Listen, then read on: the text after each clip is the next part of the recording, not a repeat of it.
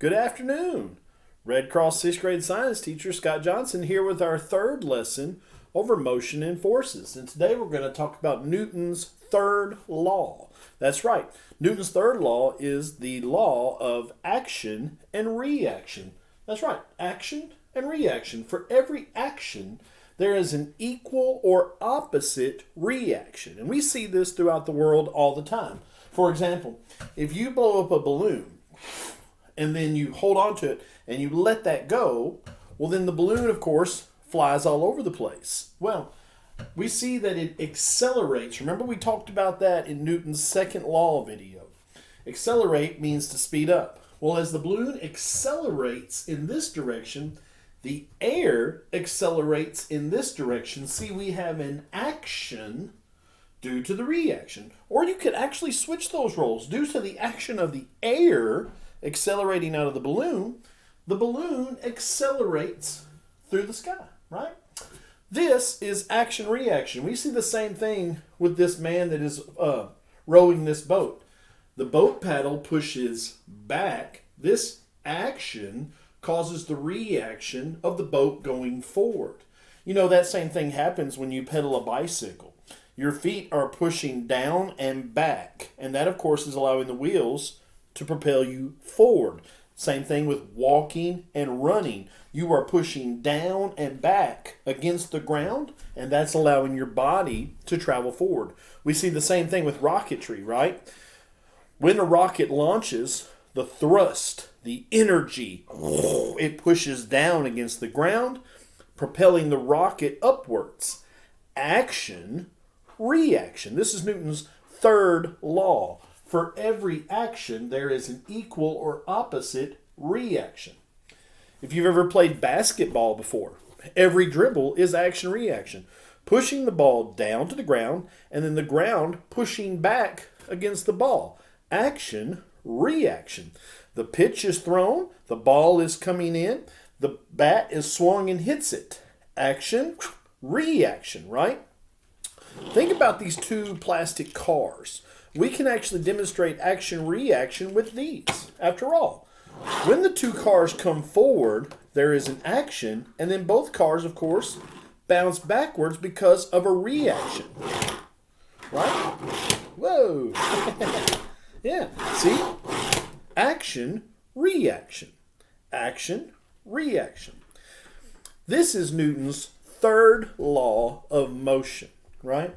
So remember, what have we talked about? We've talked about that Isaac Newton in 1686, I think that's right.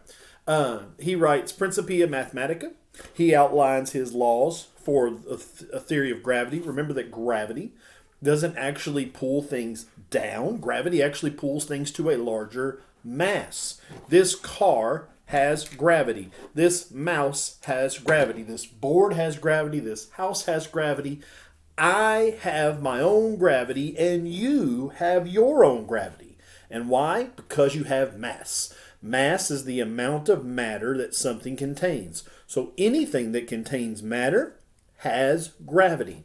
Well, then why aren't we constantly pulled towards each other? Well, remember, we're always pulled towards the largest mass. And since we're all on the planet and the planet's way bigger than us, we're all pulled towards the planet. That's why it seems like if something goes up, then it must go down, right? Yeah.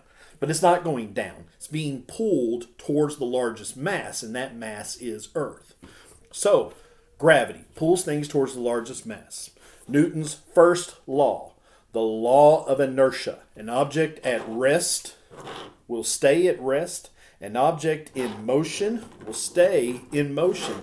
These things will happen until acted upon by an external force. Something that stops the motion or something that starts the motion.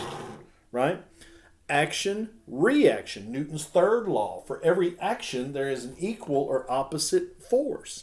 And Newton's second law, the law of force, right? Force equals an object's mass multiplied by its acceleration.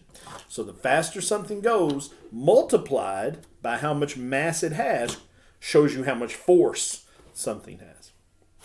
I hope you have enjoyed our small talks about Newton's three laws. Last time, one more time, and you'll need to commit these to memory.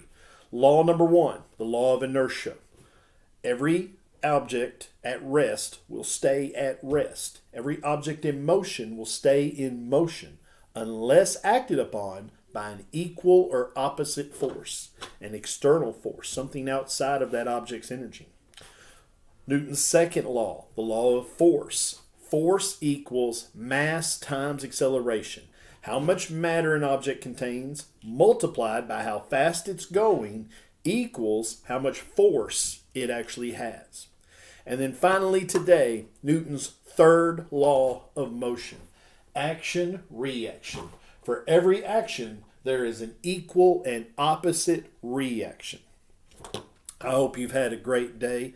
I hope you have a great Christmas break. I can't wait to see you soon.